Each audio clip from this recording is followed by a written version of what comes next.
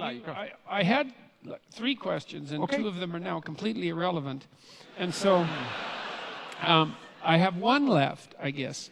And I'm not sure that it's a fair question, but maybe it seems to me to be a fair question. Okay.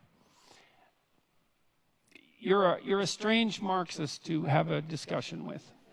And, well, but here's why. This is not an insult by any stretch of the imagination. I mean, one of the things that struck me when I was looking at your work was that well, first of all, you're a character, you know, and that's an interesting thing. Like Is this an insult or not? It's not an insult. It's a sign of originality, and it's a sign of a certain amount of moral courage, and it's a sign of a certain temperament, and it makes you humorous and charismatic and attractive, and I think you appeal to young people the way that outside intellectual rebels appeal to young people. And so those are all positive things that can be used positively or negatively. And my question is, like, it seems to me that your reputation, unless I'm very misinformed about this, is as a strong supporter of Marxist doctrines on the left, or was that?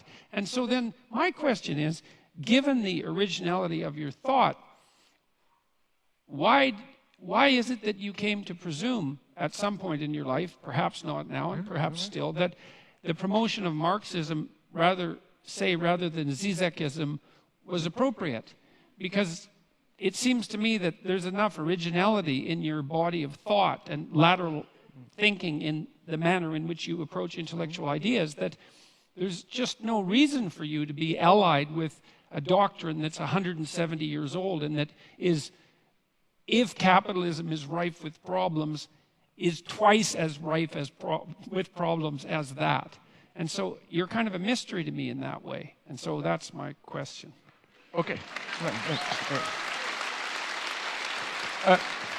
Very briefly, I developed systematically in my book critical insights into many traditional Marxist theses, so no doubt here. You know what I still admire nonetheless in Marx? Not those simplicities of Communist Manifesto, but I still think that his so-called critique of political economy, capital, and so on, is a tremendous achievement as a description of the dynamics of capitalist society. And if you read it closely, Marx is much more ambiguous and open there. For example, he mentions, apropos what you referred to, he mentions that law of diminishing return, like why crisis will arrive necessarily, poor are getting poorer. But then he is honest enough to enumerate 7 or 8 counter-tendencies. And if you read him closely, you will see that precisely those tendencies prevailed later. Or forget Communist Manifesto, go to read his political analysis of its unsurpassable 18 Brumaire and so on of the 1848 revolution, which are incredibly complex, no traces of that class binary there. Marx deals with middle classes with crucial, lumpenproletariat with the ambiguous role of intellectuals and so on and so on. But basically, what I was pleading for, and I like to put it in paradoxical terms, was for a return from Marx back to Hegel.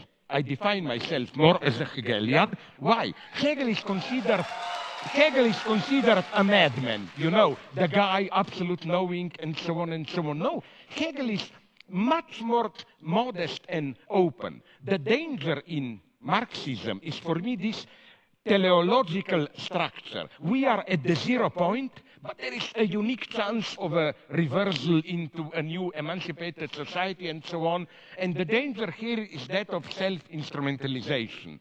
Proletarian Communist Party is an agent of history which knows the laws of history, to put it, follows them, and so on. That's the catastrophe. In Hegel, such a position is strictly prohibited. In Hegel, whenever you act, you err. So, you have to, there is no position of this pure acting where you know what you are doing and the result will be. So this would be my main point. So yes, my formula is kind of ironically, I know Hegel is the greatest idealist, materialist reversal of Marx by turning back to Hegel. For Hegel says in a part that people don't read, Introduction to Forward to Philosophy of Right, he says explicitly that the owl of Minerva takes off in the evening when there is dusk. So philosophy can just grasp a social order when it's already in its decay. Philosophy cannot see into the future. It's radical openness. We need this openness today. The tragedy today, maybe we agree here, is that we really don't have a basic, how should I call it, cognitive mapping.